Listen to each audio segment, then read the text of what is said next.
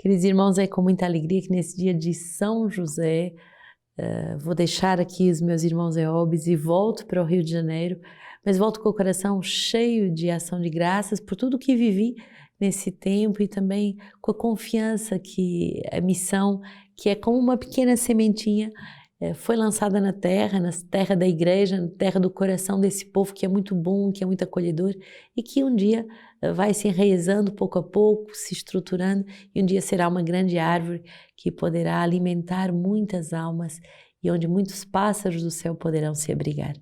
É isso, a alegria quando é fundada uma casa é de perceber que o carisma lança essas sementes e depois elas frutificam lá onde a igreja pede que elas se enraizem. E nesse dia de quarta-feira eu quero confiar a intercessão de São José, padroeiro da igreja, pai protetor da igreja, esta pequena fundação para que ela seja protegida e também cuidada pelos cuidados que só ele sabe dar. São José é um pai adotivo muito claro, muito profundo, muito presente nos detalhes, tanto espirituais como materiais. Então, tal como Teresa d'Ávila confiava todas as fundações a São José, quero também fazer a mesma coisa e pedir que São José cuide desta fundação, a mais nova fundação da Comunidade Sementes do Verbo. O nosso livro de vida hoje nos faz meditar o número 170, as doenças da vontade, a indecisão. Estas doenças da nossa vontade são consequência do pecado e nos afetam a todos. A indecisão pode ser física, como uma amnésia, ou psíquica, uma astênia. E ela se apresenta, na maior parte das vezes, como uma fragilidade psicoespiritual que freia ou, ao mesmo tempo, que impede de conseguir querer ou de se decidir. A vida, o tempo, as circunstâncias os empurram e elas nunca conseguem tomar uma decisão. Querer, tal como o poder, implicam a graça e a nossa determinação. Ter a alegria de querer se pede humildemente e o socorro da graça nos é sempre dado. Certas pessoas que não desejam querer, elas sentem o risco de uma mudança que os conduz em seguida a um novo engajamento. A recusa da vontade já é uma vontade, mas ela é uma vontade invertida.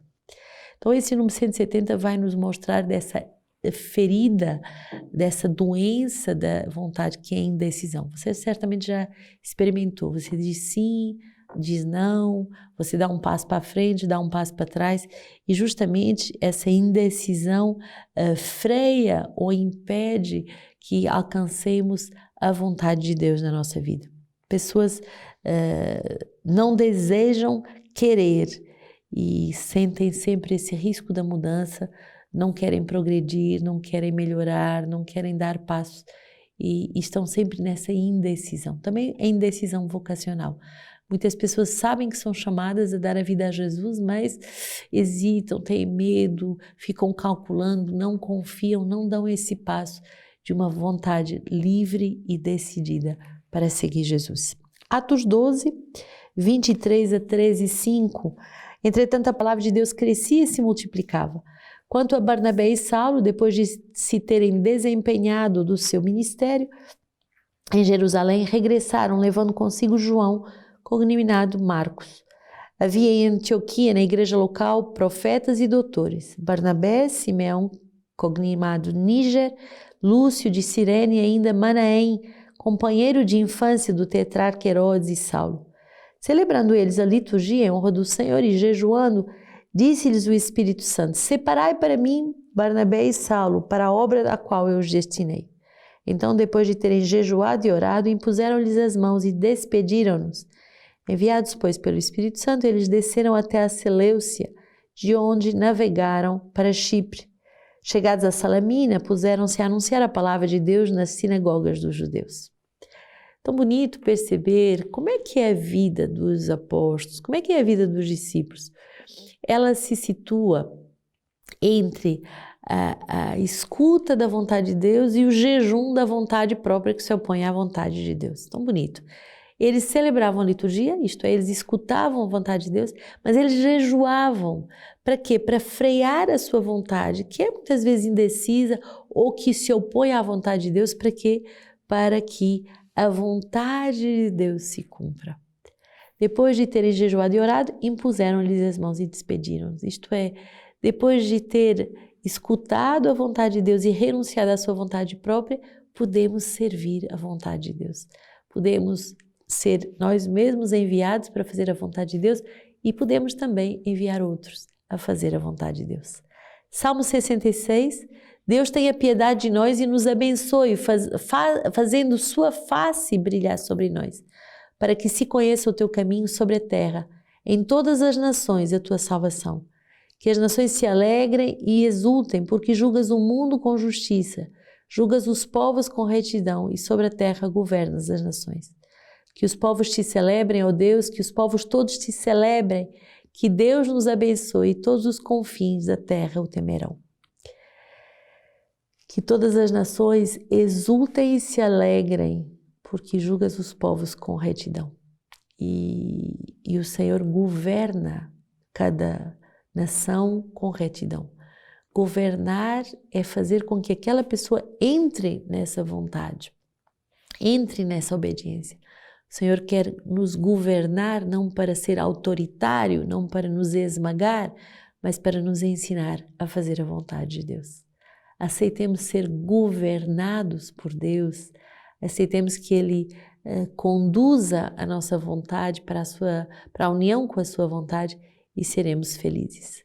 João 12, 44 a 50, Jesus clamou: quem crê em mim, não é em mim que crê, mas é em quem me enviou. E quem me vê, vê aquele que me enviou. Eu, a luz, vim ao mundo para que aquele que crê em mim não permaneça nas trevas. Se alguém ouvir minhas palavras e não as guardar, eu não o julgo, pois não vim para julgar o mundo, mas para salvar o mundo. Quem me rejeita e não acolhe minhas palavras tem seu juiz.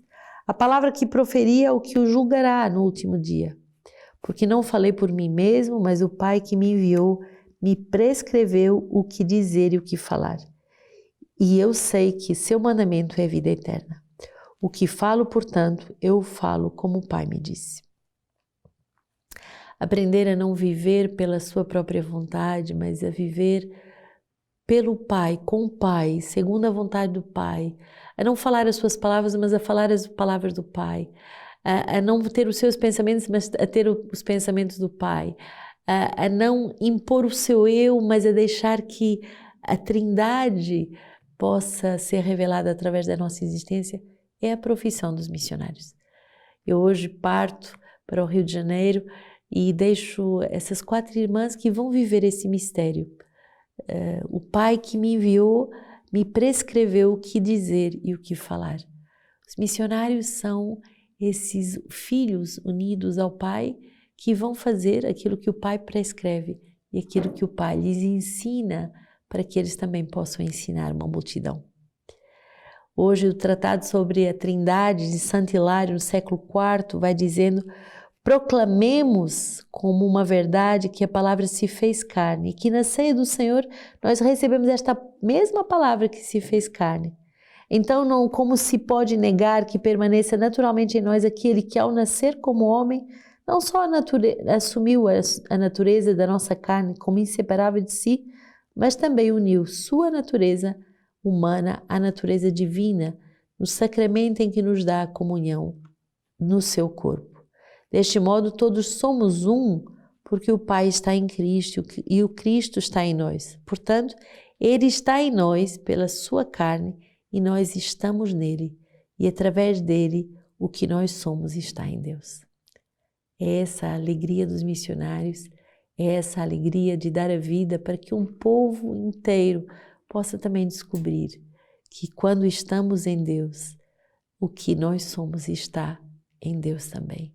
E que o nosso mistério pode ser muito fecundo, não só para a nossa própria vida, mas para a vida do mundo.